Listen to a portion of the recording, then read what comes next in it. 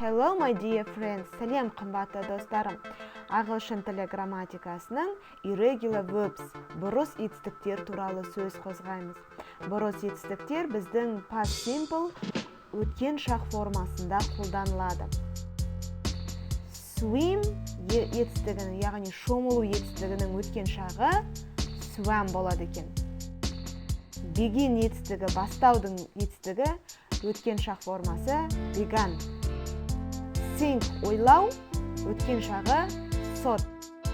Write өткен шақ формасы wrote. Fly ұшу етістігінің өткен шақ формасы flew.